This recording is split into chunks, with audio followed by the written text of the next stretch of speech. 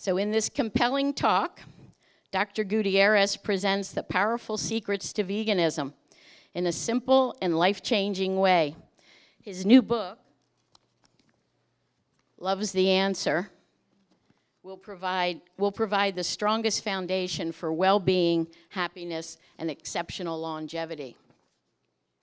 Dr. Gutierrez completed training at the Mayo Clinic after completing active duty in the United States Navy as a lieutenant commander. He has presented original research on exceptional longevity and nutrition, and the Florida Academy of Family Physicians awarded him its Distinguished Scholar Award in 2009. He is a published author of 2 books, 3 Steps to Superior Health and Love's the Answer. In addition to his private practice in family medicine and integrative holistic medicine, Dr. Gutierrez is the president of the Osteopathic Physicians and Surgeons of Oregon and is the regional assistant dean for Pacific Northwest University. He is passionate about teaching and is a clinical assistant professor of family medicine at Western University and Pacific Northwest University of Health Sciences. Today, in his fascinating and informative lecture, you can learn the secrets of avoiding premature aging, prevent and reverse chronic diseases, and promote abiding joy and happiness. Wow. Wow, it's like a magic bullet. Following a whole food, plant-based diet as a lifestyle rather than a fad diet, Dr. Gutierrez, who is celebrating his 20th year living a vegan lifestyle, presents an approach to adopting and keeping healthy habits and thriving for a lifetime. Dr. Gutierrez provides an easy-to-understand interpretation of these scientific principles that will help you put this wisdom into practice and reap the benefits that will transform your life. Please give your warmest welcome to Dr. Orestes Gutierrez. Thank you. Thank you. So kind. Thank you. And a hand for Even and Lynn and Robert and everything they do.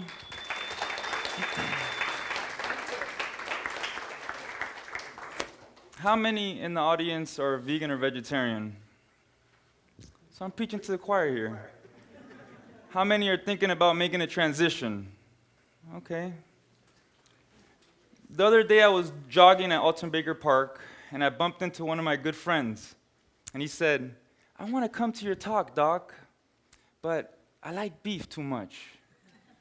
And then I said to him, "Please come to my talk because I'm not going to talk about nutrition or diet." He's like, "Really?" I said, "I'm going to talk about principles. 5 principles. Before I get into the principles, I want to share with you my personal journey of transformation. This is me as a 2-year-old in Cuba with my pet chicken. Now, if there's one thing we can all agree on, children love animals and they have a little belly. Who had a little belly? Raise your hand when you were a child. Okay, I'm not the only one. In the Cuban culture, eating meat is like a ritual. They worship meat. In fact, one of the favorite stews is a beef stew called ropa vieja. Anybody know what ropa vieja is? What is it? Dirty clothes. Why would you want to eat dirty clothes? But as a child, it was instilled that you have to eat meat to be healthy. You have to eat meat every day with every meal. And in fact, in the Cuban culture, if you're overweight or obese is a sign of good health. This is how I was indoctrinated in these beliefs, these mythologies. Now raise your hand if you, maybe as a small child, were indoctrinated into certain beliefs based on your culture. All of us, okay. And children naturally love animals and resist this indoctrination, but eventually, through the smooches, we all become enculturated and indoctrinated. Now, can you imagine in 1997 when I told my parents I'm going vegan. I was almost pretty much disowned by my Cuban family. The machista, you have to eat meat. My father said, what are you going to eat? Grass all day? And then I said, yes. And then my mom, she had more compassion. She said, Orestico, it's my nickname. She said, Orestico. And she served a piece of meat with every meal. I was living at home at the time. Every meal had a piece of meat. I didn't touch it. And I lost weight. I lost like 15 pounds. I was looking good, but I shed 15 pounds. Then she got really, really concerned and rushed, because you have to be overweight or obese to be healthy in the Cuban culture. So she rushed me to the Cuban doctor to check my blood to make sure I didn't have anemia. But I was so strong. I was healthy. Everything was fine. Another momentous event that occurred in 1997 was when my mind was my enemy. In 1997, I was a double major, pre-med. I was studying biology, philosophy. I was going to go to medical school. However, I had one problem, one hurdle to overcome. One obstacle was the MCAT, the Medical College Admissions Test, one of the hardest tests out there. Some of you may be even studying to take it. That night, my mind was my enemy. I couldn't sleep. I tossed and turned all night, and I failed the MCAT. I wasn't going to go to medical school. So what I did, I embarked on a journey of daily meditation practice, daily mindfulness and meditation practice. And then I retook it, and I passed. And a lot of people always ask me, how can you meditate every day? Meditation is so hard. I'm going to share with you the secret. And here's the secret. I want you to read this. Meditation is too hard. How do you keep one thought in your mind for this long? Dinner, dinner, dinner. As long as it's a vegan dinner. But I'm going to share, if we have time at the end, my favorite meditation practice that's scientifically proven to engender great health, the loving kindness practice. At the end is a 2-minute practice I can share with you. Over the past 20 years, as a pre-med student, medical school, residency, in the Navy, and then practicing as a physician, I've seen so many unhealthy practices, unhealthy lifestyle habits lead to disease. And we know that 90% or more of disease comes from unhealthy lifestyle practices. But there's one story that stands out among them all, and that's the admiral I took care of in the Navy. He was a retired admiral. He was a brilliant man. He knew everything. He had a PhD in nutrition and exercise physiology, everything. But he had diabetes, high blood pressure, he had heart disease, he smoked a pack a day, and he liked to drink some hard liquor. Any other bad habits? He had them. And he would come to me every day in my office and say, Doc, I know what I got to do. I said, good. And he knew everything. I said, let's do that. But then he would come back and say, Doc, I fell off the wagon. I relapsed. Relapsed from his good health plan that he was supposed to do. Not relapse in drug and alcohol, but just relapse from the health plan. And it just kept happening. Every time he came back, Doc, I couldn't do it. I fell off the wagon. Has anybody had a friend or family member or themselves who've started a health plan and then maybe fell off the wagon and relapsed? Raise your hand. Okay, the admiral's not alone. So it happens to a lot of us, even the good doctor sometimes. Now let's discuss why this may happen.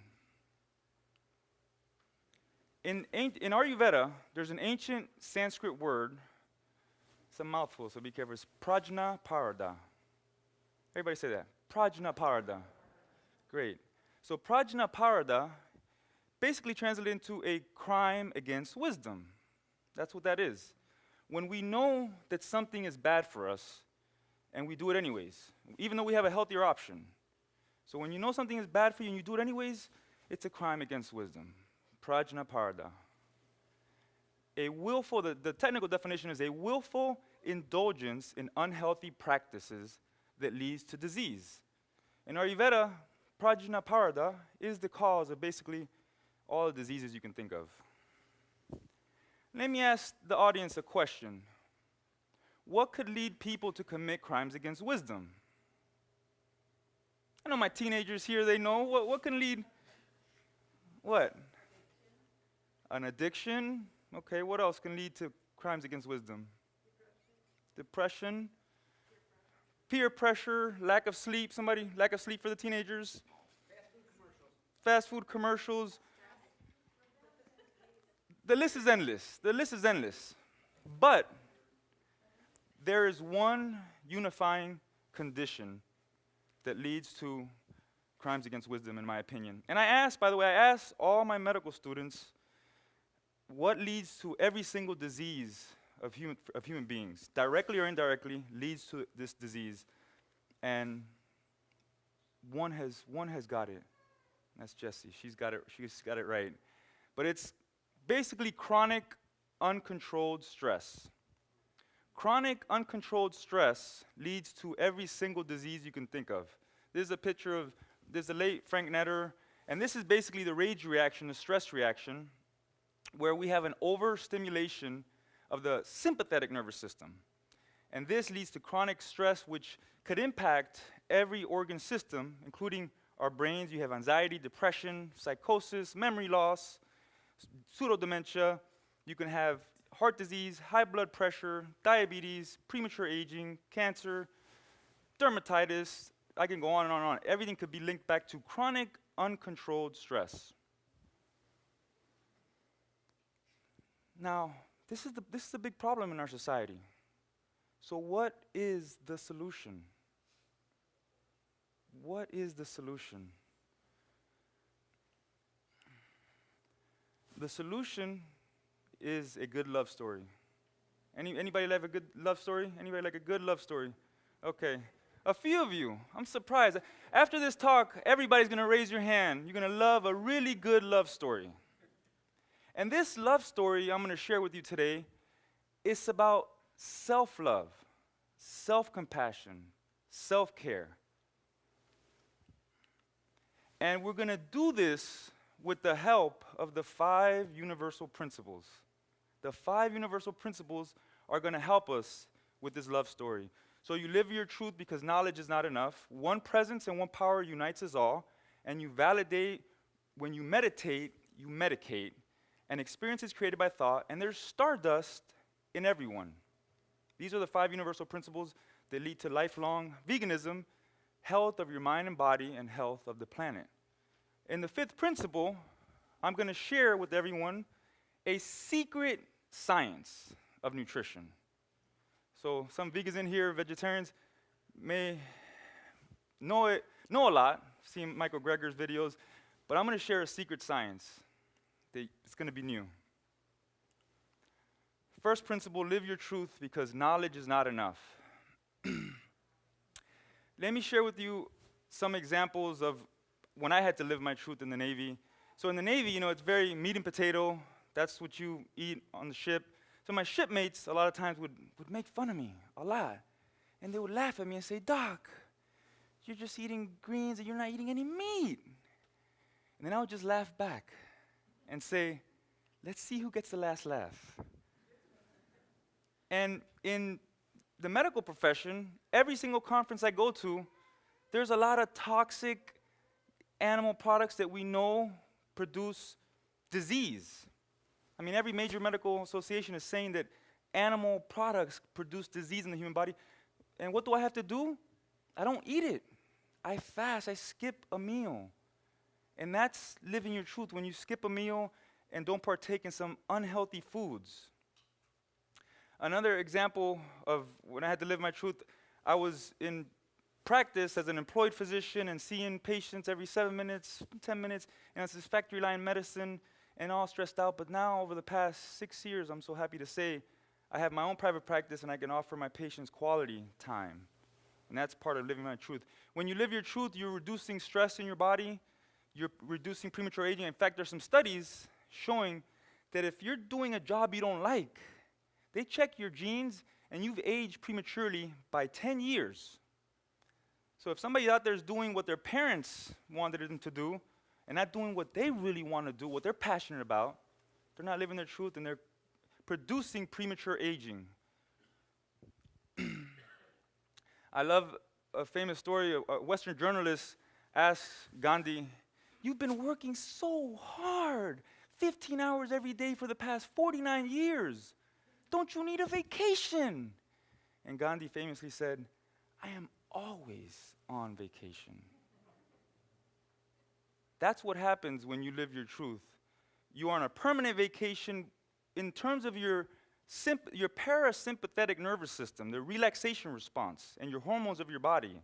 You are in that response, the relaxation response. And children, by the way, are always on a permanent vacation. Have you heard a small child say, "I need a vacation"? Or a dog or your companion animal say, when are we going to Hawaii? Doesn't happen because they're on a permanent vacation. This is a tragic example of the opposite of living your truth. This is actually a true story. This 3-year-old from Indonesia was smoking 40 cigarettes a day. This story went viral. He was eating junk food and smoking 40 cigarettes a day. This is not only a crime against wisdom, this is a crime. These parents should probably be in jail. But I highlight this because we know this is not natural. Children are spontaneously and effortlessly living their truth.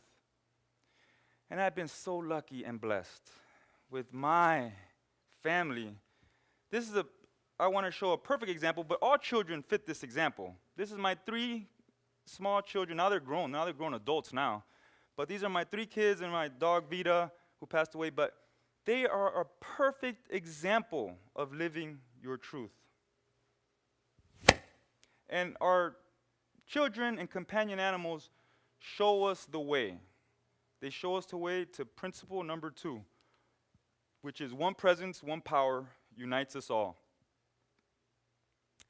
And Gandhi was the living example. By the way, physicists are trying to find the unified field theory. But Gandhi was practicing ahimsa.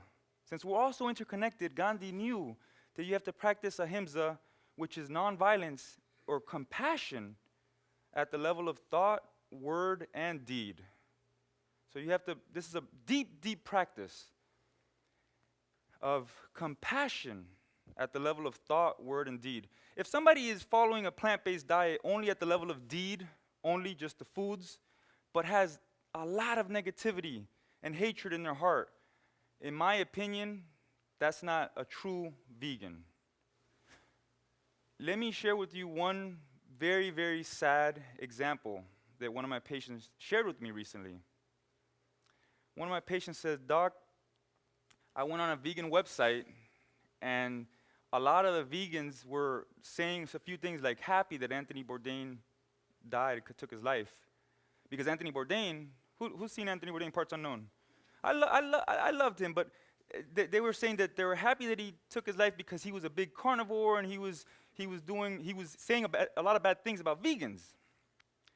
And I say this, I think that's wrong to have that negative thinking. I loved Anthony Bourdain. I didn't endorse the foods that he ate, but he was using food to unite people. His mission was bigger than the food. So I was very sad when he died. So I wish him peace, that he rests in peace, and I think that's part of ahimsa practice, compassion at the level of thought, word, and deed. I'm going to share with you another example that I've heard of a lot. It's the loving grandmother. So the loving grandmother, who's your best friend's grandmother, who's 92, comes with an organic apple pie baked with so much love. But there is a little bit of organic grass-fed butter in that pie. And then you say, "Hey, Grandma, I'm vegan. Don't you know that?" I say this. This is what I say. I say, "Thank you, Grandma. Thank you so much." Grab the pie. And I smell it, and I say, "Thank you so much." And then when she walks away, well, I'm not going to tell you what I'm going to do with that pie, but I'll keep it confidential. You tell me what you do with the pie, and I'll keep mine secret. So one presence, one power unites us all. Now, this image is really sad. There's dog farming going on around the world. You know, in Asian cultures, dogs are a delicacy. And in America, in 44 states, you can kill a dog and eat it for its meat. It's legal, totally legal in 44 states in America. This was done by an adult. A child would never do this, right? A child has so much compassion for our companion animals. We love our animals. A child would never do this. So what can we do about this? I have the solution. We need to give adults some drugs to get them to stop doing this. So adults, we need to give them drugs. We need to medicate them. And the drug that we're going to give the adults is going to be a drug that's free. You can do it anytime, anywhere. It doesn't have any side effects. And you can increase your dose at any time. In fact, I want you to take your first dose right now. Take a deep, conscious breath in and out. Take one more dose. There it is, all natural. Meditation, medication. Meditation, medication, meditation, medication, meditation, medication. Say that 3 times fast. So there's 3 types of meditation in general. There's focused attention and concentration. There's the mindfulness of moment to moment.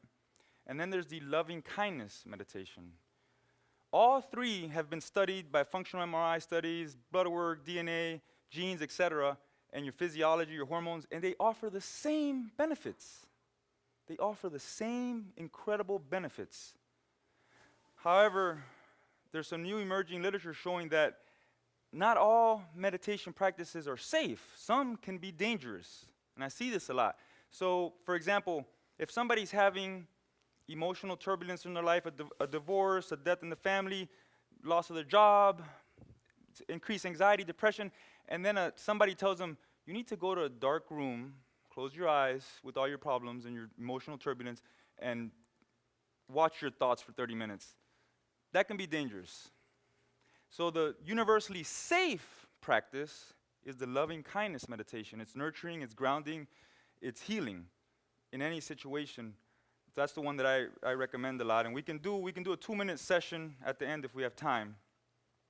But the study I like to highlight is from Dr. Benson and Harvard, the Benson Institute, where he took novices who've never meditated.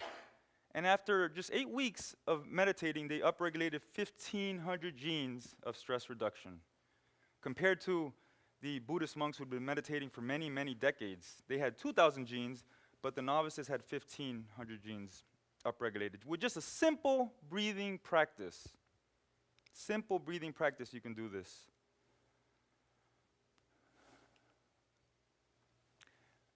Before enlightenment, chop wood, carry water. After enlightenment, chop wood, carry water. Before veganism, chop wood, carry water. After veganism, you're still going to have to chop wood, carry water. Nothing changes. And I'm going to explain what this quote means. There was a Dr. Gilbert from Harvard, he had 2,300 folks with an iPhone app that would buzz randomly throughout the day. And it would ask them 3 questions. What are you doing? How are you feeling? And what were you thinking about? Those were the 3 questions that this iPhone app asked the participants. And what you were thinking was the most important for determining happiness. In other words, if you were chopping wood and carrying water, but you were thinking about it in the present moment, you were happy. You could have been doing something else that's more exciting, but if your mind was in the past or the future, you were unhappy. So we know that through this practice of mindfulness and meditation, we are creating present moment awareness, which produces more happiness and allows us to eat all the fruits and veggies and bean burritos that we love. My children love bean burritos. But how can you enjoy a bean burrito if you're not present? This is probably the most crucial slide to explain this principle, the third principle. So what we're having here, when we have a stimulus, this is the mechanism of mindfulness, what we're doing. When you have a stimulus and then there's no space to choose your next response, there's just a reaction. It's like a knee-jerk response. It's like impulsivity. This is a stressful situation. It's just constantly doing things without thinking and doing an action that maybe you'll regret later on. And the simple example that I use, if you're hungry and there's no healthy food around you, some people may just be hungry and eat some junk food because that's the only thing available. That's impulsivity. Now, with mindfulness, we have a stimulus, and then we have this spaciousness. We can choose our response. So we choose with intention. We're the conscious choice makers. So we have a stimulus of hunger. You're gonna eat the healthy foods. Or you're gonna skip a meal. Nobody ever died from skipping a meal. So I do that all the time. But this is a foundational principle of mindfulness, just creating the space for us to choose and manifest and create our health destiny.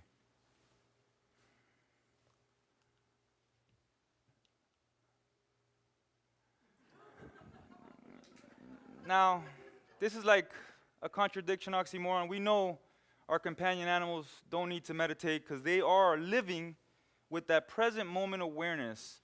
And this is what we're doing with our mindfulness practice. We have that present moment awareness to feel our bodily hormones, our ghrelin, our leptin, everything to allow us to eat when we're hungry, and then we stop eating when we're full. Dogs do this naturally. And this is what we're harnessing with our mindfulness practice. The fourth principle, experience is created by thought. There's two ways to live life. One is if nothing is a miracle. The other one is if everything is a miracle. Now this may sound woo-woo, new age. Oh, that's pseudoscience, doc. Why are you putting that quote up there? But I'm putting it up here because this is what modern science has taught us. We create our own reality. We create our own happiness from within. And we've known this for decades. In fact, I want to take you back to a study some may have forgotten about. So I want to take you on a thought experiment right now. Imagine if tomorrow you won the lottery and you were rich, you were a millionaire overnight. That might be good. I know I'll pay off my student debt. I mean, I'll probably be happy right away. And then we're going to test your happiness 1 year later. See how happy you are 1 year later. And imagine there was a terrible accident, and then a motor vehicle accident, and then everybody was paraplegic. And then 1 year later, after being paraplegic, we're going to test your level of happiness. Who do you think we're happier, the paraplegics or the lottery winners 1 year later? Well, it's shocking to know that the paraplegics 1 year later were happier than the lottery winners. The paraplegics were happier with the simple pleasures of life, drinking tea, coffee, a meal with family, conversation, watching TV, brought happiness.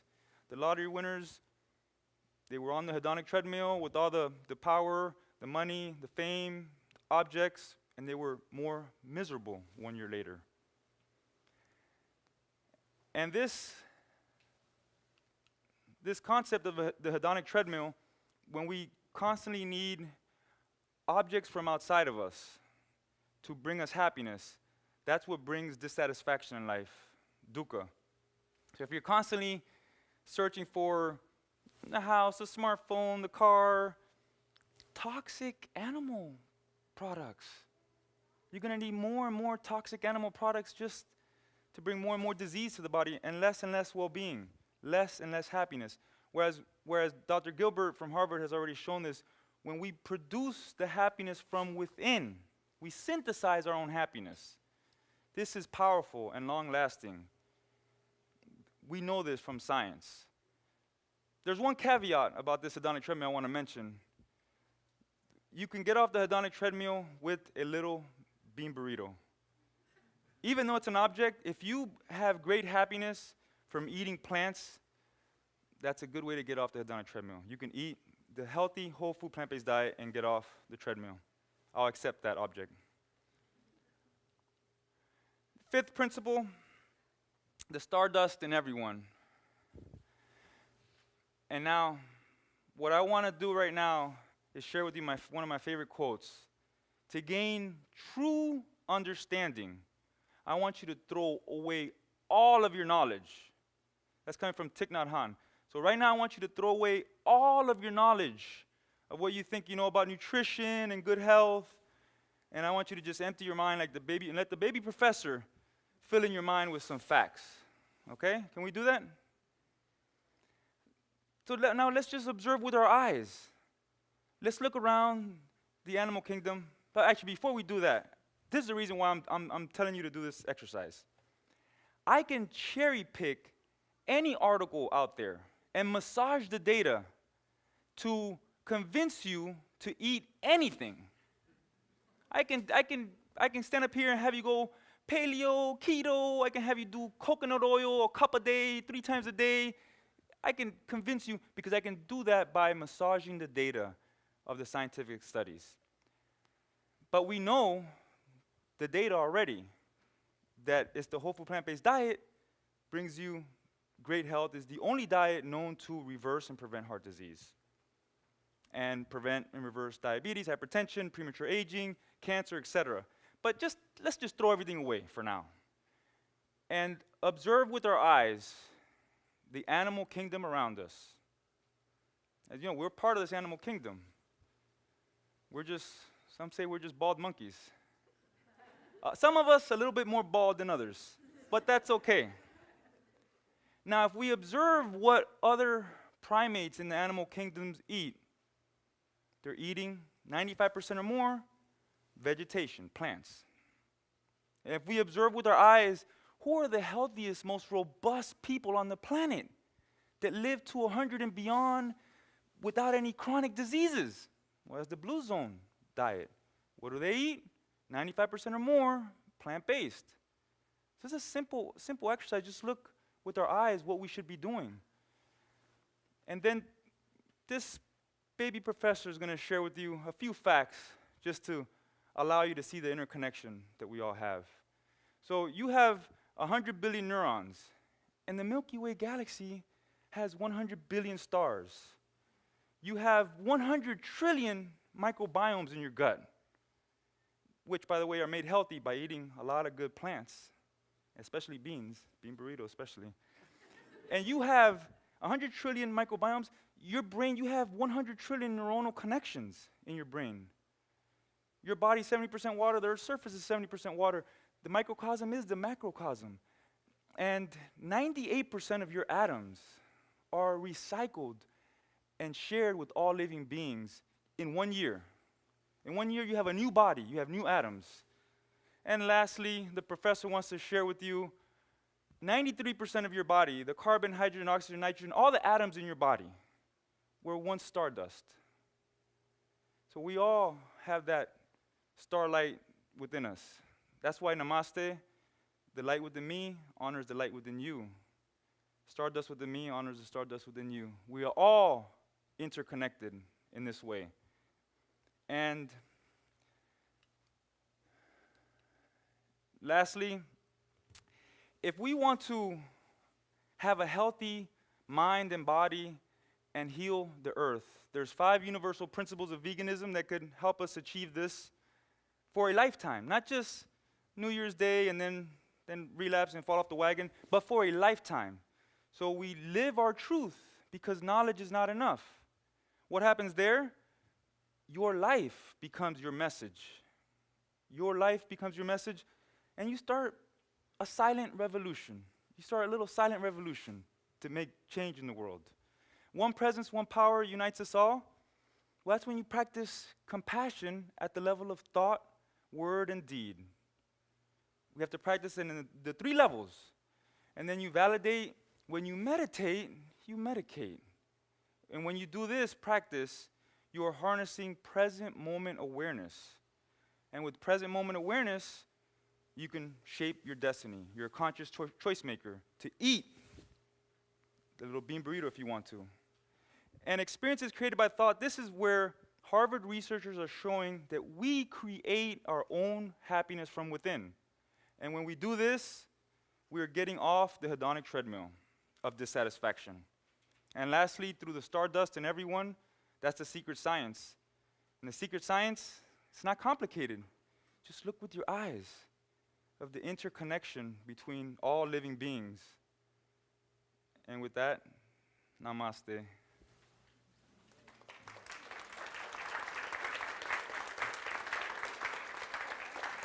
You want to, maybe just a few questions, if anybody has a few questions about nutrition, since I didn't even speak about nutrition that much. Anybody has a few questions about, yes?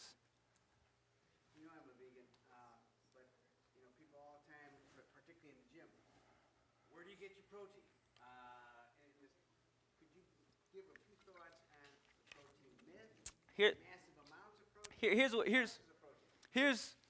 I'll share with you my thoughts on protein. If you want the best bioavailable protein that's going to just assimilate right into your body right away, the highest quality protein, this may shock you, but sometimes in philosophy it's good to have a little shock value, to let people know what the truth is. It's human flesh. So obviously I'm not supporting cannibalism, but I'm sharing with you something that if somebody is really keen on the most bioavailable protein, then you recommend that. But you'll shock them and you make them think, well, no, just look with your eyes. What do primates eat? And the gorilla, one of the strongest primates in the animal kingdom, so powerful, they're not eating protein shake or protein bar. They're eating plants. I mean, I've seen this myth even amongst vegans. I've seen vegans say, where's my protein? Even though they have some good rice and beans and vegetables on their plate, they're still thinking, I need a protein source. And I said, that potato, that sweet potato, that broccoli, all vegetation is wonderful, wonderful protein for your body. And I've never seen a case of protein malnutrition. If you're eating a well-balanced vegan diet, you're going to get all the right amount of proteins. The whole diet for small world that was promoted that you have to combine your protein out, that's a myth that's been debunked. If you eat a whole food, plant-based diet, you'll get all your amino acids that you need. And Arnold Schwarzenegger, when he won Mr. Universe, he actually was only eating 1 gram of protein per kilogram of body weight. So that's basically the World Health Organization says 30 to 50 grams of protein for average size adult. So people are just overdosing, completely overdosing on protein. I'm a Masters All-American track athlete, and I don't do any extra protein supplementation. And I'm going to go to Spokane Nationals to compete in the track and field competition and to Malaga, Spain in the World Masters Track and Field Championship. Yours truly will be there. And I don't do any extra protein, just vegetables, beans, grains, seeds, nuts. Any other questions? When it comes to grains, it's corn and soy are really staples, but they're mostly genetically modified. Yes, in general, I tell folks to avoid a lot of the highly processed foods, but if you do the edamames, if you try to get organic edamames or organic corn, and just the bottom line with the type of food, if it's done in moderation. So you can overdose on bok choy and have thyroid failure. We've read an article about this, and you can overdose on water, on different foods. But if you eat a small amount of organic, healthy food, and just listen to your body, listen to the inherent intelligence of your body, you can absorb most healthy, whole, plant-based foods and do just fine. Do just fine. One last question.